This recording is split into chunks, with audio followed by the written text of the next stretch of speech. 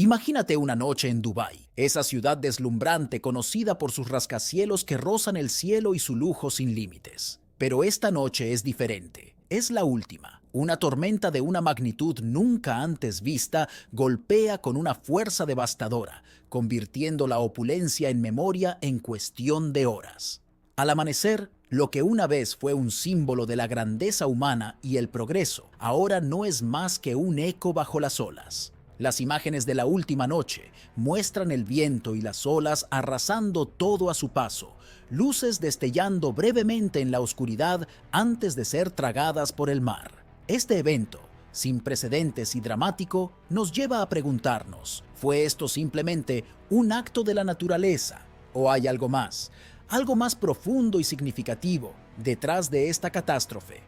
Algunos dirán que es un recordatorio de nuestra vulnerabilidad frente a las fuerzas naturales, un golpe a nuestra arrogancia colectiva en pensar que podemos dominar la naturaleza sin consecuencias. Pero además, surge una teoría inquietante que vincula el desastre con las intervenciones humanas en el sistema climático. Dubái ha sido pionera en el uso de tecnologías de modificación del clima, como la siembra de nubes, para crear lluvia artificial en un entorno desértico. Esta manipulación del clima, aunque busca solucionar problemas de escasez de agua, también plantea preguntas éticas sobre los límites de la intervención humana en la naturaleza. ¿Es posible que, en nuestro intento de jugar a ser dioses, hayamos provocado una respuesta violenta de la misma naturaleza que intentábamos controlar? Este aspecto añade una capa de complejidad a la tragedia, obligándonos a reflexionar sobre las consecuencias de tratar de dominar fuerzas que pueden estar más allá de nuestro control. La tormenta que se abate sobre Dubái supera todo lo que la humanidad había presenciado hasta ahora. Nubes oscurecidas, cargadas de un poder destructivo sin par, descargan lluvias torrenciales que convierten las calles en ríos turbulentos. El viento aúlla entre los rascacielos, convirtiendo los escombros en proyectiles mortales. La infraestructura, que una vez fue el pináculo de la ingeniería moderna, ahora parece frágil ante la furia desatada de la naturaleza. El agua, incontenible e implacable, se eleva a niveles históricos, tragándose por completo túneles y subterráneos. Los sistemas de drenaje, diseñados para tormentas mucho menos severas, son superados en minutos, dejando a la ciudad sumida en el caos. Las imágenes que emergen son dantescas. Automóviles flotando como barcos, personas atrapadas en los techos de sus casas, y el icónico Burj Khalifa, envuelto en nubes y lluvia, parece un faro en un mar agitado. Los habitantes de Dubái enfrentan una realidad apocalíptica. El miedo y la incertidumbre se apoderan de todos mientras intentan encontrar refugio contra el embate incesante del clima. Las comunicaciones son esporádicas, la electricidad, un recuerdo distante. Las familias se reúnen en los puntos más altos, compartiendo historias y consuelo, mientras afuera, la tormenta redibuja el mapa de su mundo. En este escenario extremo, la tormenta no es solo una catástrofe física, sino también un evento de profundas implicaciones simbólicas. Algunos residentes y observadores comienzan a interpretar esta catástrofe como un castigo divino o una advertencia celestial, cuestionando la soberbia humana de construir ciudades en el desierto y desafiar los límites de la naturaleza. El debate espiritual se intensifica, con líderes religiosos y filósofos ponderando el significado de esta calamidad en un contexto más amplio de moralidad y ética ambiental. La tormenta no solo ha dejado un rastro de destrucción en las estructuras y en la vida diaria de Dubái, sino que también ha paralizado completamente su capacidad para conectarse con el mundo exterior. El aeropuerto internacional de Dubái, uno de los más concurridos del planeta, ahora está cerrado, con pistas inundadas y terminales dañadas, obligando a la cancelación de todos los vuelos. Esta parálisis aérea ha dejado a miles de pasajeros varados, incapaces de llegar o salir de la ciudad, exacerbando la sensación de aislamiento. Sin vuelos que despeguen o aterricen, el flujo de mercancías y suministros esenciales también se ve interrumpido, lo que aumenta la urgencia de las tareas de recuperación y socorro. La ciudad, conocida por su bullicioso movimiento y energía incesante, se encuentra ahora inesperadamente quieta, sumida en un silencio forzado por la naturaleza. Este bloqueo total refuerza la gravedad de la tormenta y subraya la extrema vulnerabilidad de Dubái ante eventos climáticos severos. A diario, Dubái se baña en un sol radiante, recibiendo entre 8 a 10 horas de luz solar, que energiza tanto a sus residentes como a los numerosos turistas que la visitan. La constancia de este clima soleado se ha vuelto un sello distintivo de la ciudad, ideal para eventos al aire libre y actividades turísticas que apuntalan su economía. Tradicionalmente, las precipitaciones en Dubái son escasas, limitándose a apenas unos días en los meses de invierno, y cuando llueve, rara vez es más que un breve chaparrón que pronto da paso de nuevo al sol omnipresente. El impacto del cambio climático podría estar redefiniendo lo que significa el clima extremo para Dubái.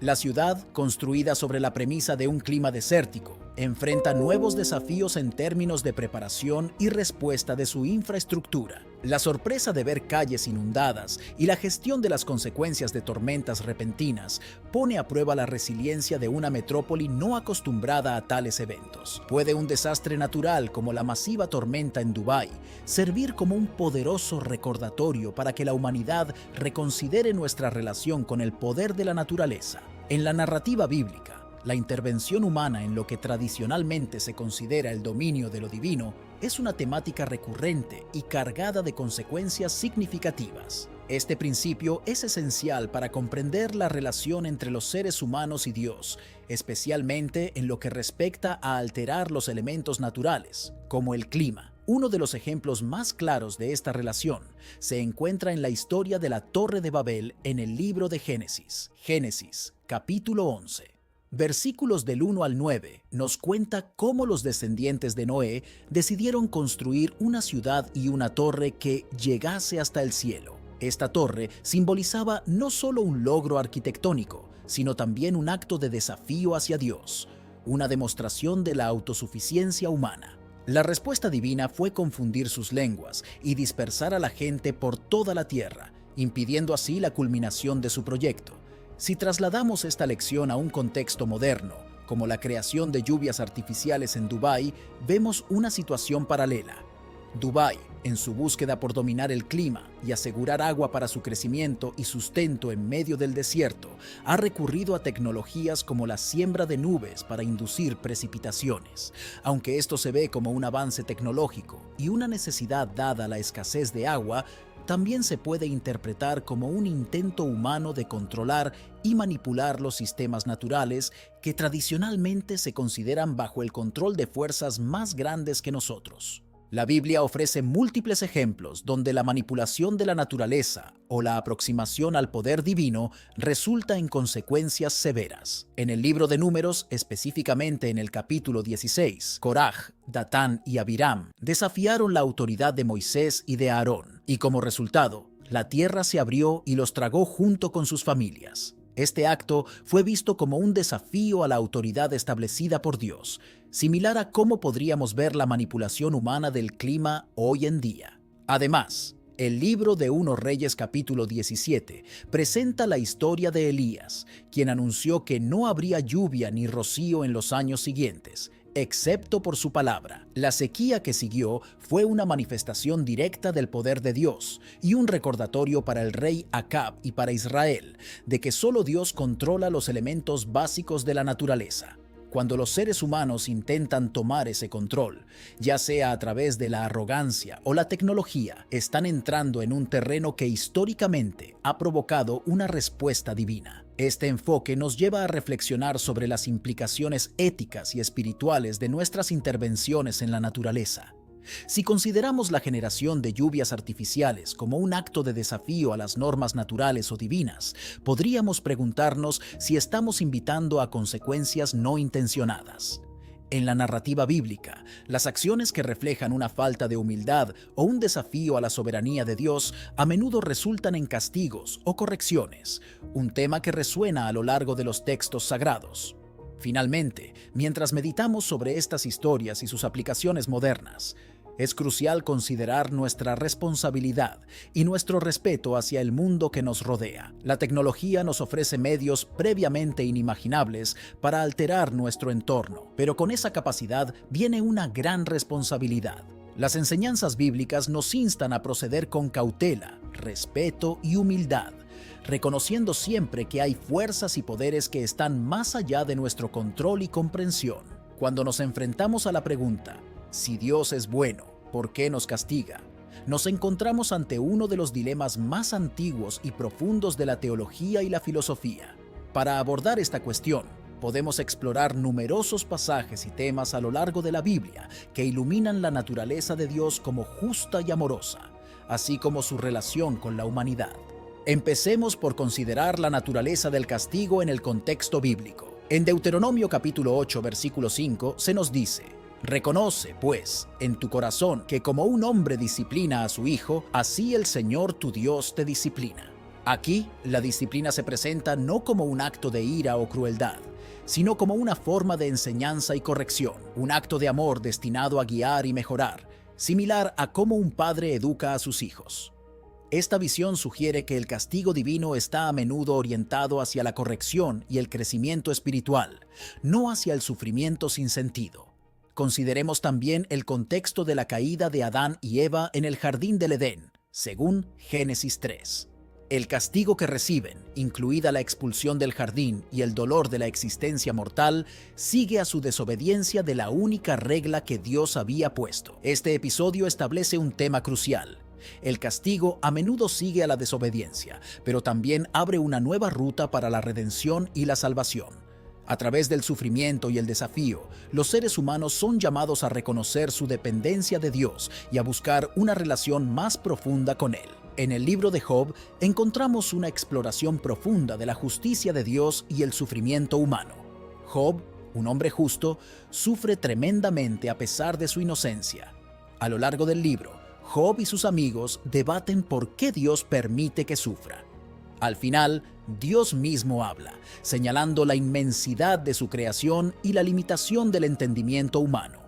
Este pasaje nos recuerda que la perspectiva y los caminos de Dios son inescrutables y que el sufrimiento puede tener propósitos que trascienden la comprensión humana. El Nuevo Testamento ofrece una nueva perspectiva sobre el castigo y el sufrimiento con la figura de Jesucristo. En Hebreos capítulo 12, versículos 6 al 7, se nos dice: «Porque el Señor disciplina al que ama y azota a todo el que recibe por hijo». Esta disciplina es vista como una prueba de filiación, y el sufrimiento se entiende como una parte integral de la experiencia cristiana que lleva a la madurez espiritual y a una mayor cercanía con Dios. Jesús mismo, siendo sin pecado, soporta sufrimiento y muerte en la cruz, mostrando que el sufrimiento puede ser redentor y parte del plan divino de salvación. La enseñanza de Jesús en el Sermón del Monte, Mateo capítulo 5 al 7, refuerza la idea de que los retos y las dificultades deben ser vistos en un contexto espiritual.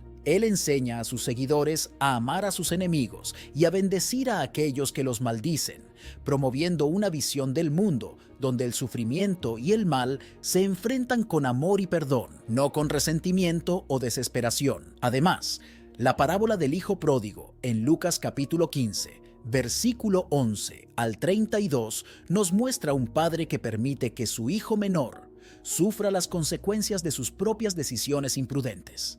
La experiencia del sufrimiento lleva al hijo a un despertar espiritual y a un retorno arrepentido. En esta historia, el castigo autoinfligido se convierte en un camino hacia la restauración y la reconciliación. A través de estos relatos y enseñanzas, la Biblia nos ofrece múltiples maneras de entender el castigo divino, no como una negación de la bondad de Dios, sino como una expresión de su amor, justicia y, en última instancia, su deseo de que todos los seres humanos alcancen la plenitud espiritual y la salvación. Desde el inicio de la humanidad, el mal ha sido un concepto central en muchas narrativas y enseñanzas religiosas, y es especialmente prominente en la Biblia. La historia del mal se remonta al libro del Génesis, el primer libro de la Biblia, donde se introduce con la serpiente en el jardín del Edén. Este relato no solo habla de la tentación y la caída del hombre, sino que establece el mal como una presencia activa en el mundo. En Génesis 3, la serpiente, que es más astuta que cualquier otro animal del campo que el Señor Dios había hecho, engaña a Eva para que coma del fruto prohibido del árbol del conocimiento del bien y del mal. Este pasaje es crucial porque introduce la desobediencia y la mentira como manifestaciones del mal, que culminan con la expulsión de Adán y Eva del jardín del Edén, un acto que afecta a toda la humanidad según la teología cristiana. Esta historia establece un marco para entender el mal no solo como una maldad personal, sino como algo que tiene consecuencias más amplias para la sociedad y el mundo. El mal, entonces, no es solo un acto individual, sino que también tiene componentes estructurales y universales. Por ejemplo, cuando Caín mata a su hermano Abel, vemos cómo el mal personal se convierte en violencia física, afectando a la comunidad y alterando las relaciones familiares. Más allá del Génesis, la Biblia continúa explorando el mal a través de diversos relatos y personajes. En el libro de Job, por ejemplo, el mal se presenta a través del sufrimiento de un hombre justo, desafiando la noción de que el mal es siempre un castigo por el pecado. Job, un hombre íntegro y recto que teme a Dios y se aparta del mal, sufre enormemente no por sus propias acciones, sino como parte de una prueba divina. Esto plantea preguntas sobre la naturaleza del sufrimiento y si el mal puede ser parte del plan de Dios. En los Salmos y otros libros poéticos, el mal se lamenta y se confronta a través de la oración y la súplica. Los salmistas a menudo describen el mal en términos de enemigos personales y adversidades, pidiendo a Dios que intervenga y restaure la justicia. El profeta Isaías habla del mal en un contexto más amplio de justicia social y redención. Isaías condena a la nación de Israel por sus injusticias y describe un futuro en el que el mal será vencido y la justicia prevalecerá. En el Nuevo Testamento, Jesús aborda directamente el mal, no solo enseñando a sus seguidores a rechazar el pecado personal, sino también a resistir estructuras de poder opresivas. En las tentaciones de Jesús en el desierto, Mateo capítulo 4, versículo 1 del 11, rechaza las ofertas del diablo que prometen poder y autoridad terrenales a cambio de adoración. Aquí, el mal se presenta como algo que seduce y desvía de la fidelidad a Dios. Jesús también enseña sobre el mal a través de parábolas, como la del buen samaritano, que ilustra la necesidad de actuar con compasión hacia los demás, independientemente de las divisiones sociales o religiosas. En esta historia, el samaritano ayuda a un hombre que ha sido robado y golpeado, mientras que otros pasan de largo. Finalmente, la narrativa bíblica concluye con el libro de Apocalipsis, donde el mal es finalmente confrontado y derrotado en una escala cósmica. El mal es personificado en figuras como la bestia y el falso profeta, y es vencido por el regreso triunfal de Cristo. La visión de Juan promete un nuevo cielo y una nueva tierra, donde enjugará toda lágrima de sus ojos, y ya no habrá muerte, ni habrá más llanto, ni clamor, ni dolor, porque las primeras cosas han pasado.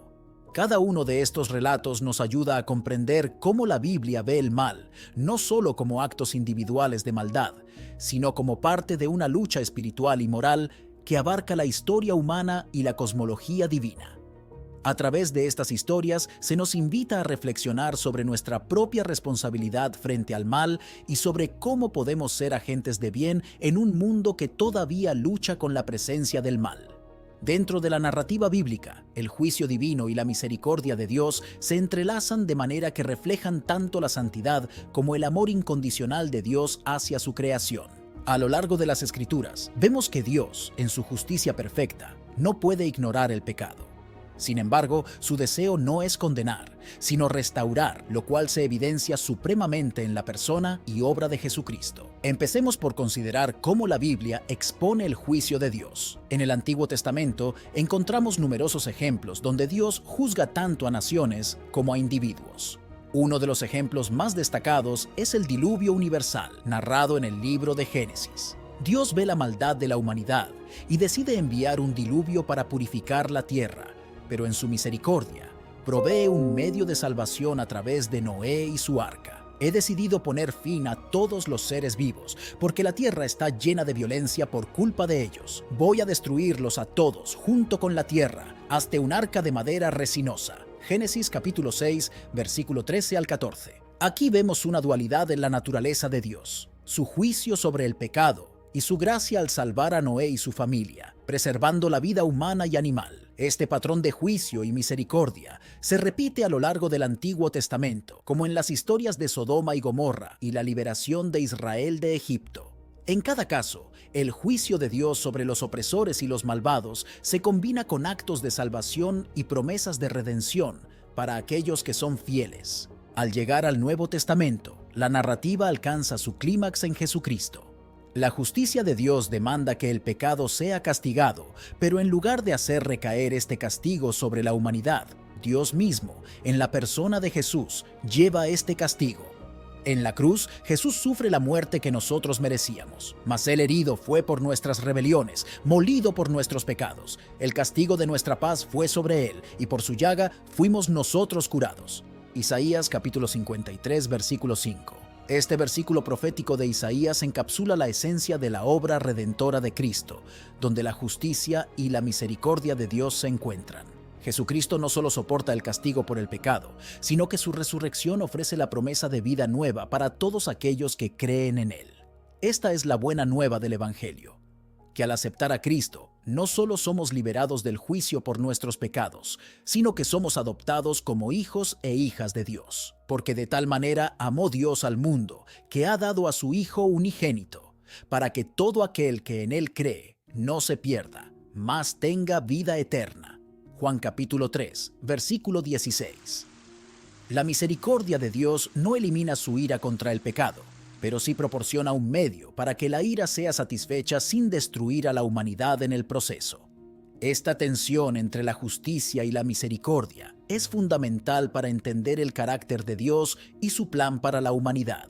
Además, la Biblia enseña que este acto de misericordia no es un fin en sí mismo, sino que abre un camino para que cada persona viva una vida transformada, siguiendo los pasos de Jesús. Esto implica no solo un cambio personal, sino también un llamado a participar en la restauración de todo el mundo, actuando con justicia, amando la misericordia y caminando humildemente con Dios, como describe el profeta Miqueas. Miqueas capítulo 6, versículo 8. En el corazón del mensaje bíblico está el concepto del libre albedrío, una facultad que Dios ha otorgado a la humanidad desde el principio de la creación. Esta capacidad para tomar decisiones, para elegir entre el bien y el mal, es fundamental para entender nuestra relación con Dios y nuestra responsabilidad moral. Comenzamos en el jardín del Edén, donde Adán y Eva se enfrentan a una elección. Dios les da la libertad de comer de cualquier árbol del jardín, excepto del árbol del conocimiento del bien y del mal. De todo árbol del jardín ciertamente podrás comer, pero del árbol del conocimiento del bien y del mal no comerás, porque el día que de él comas, ciertamente morirás.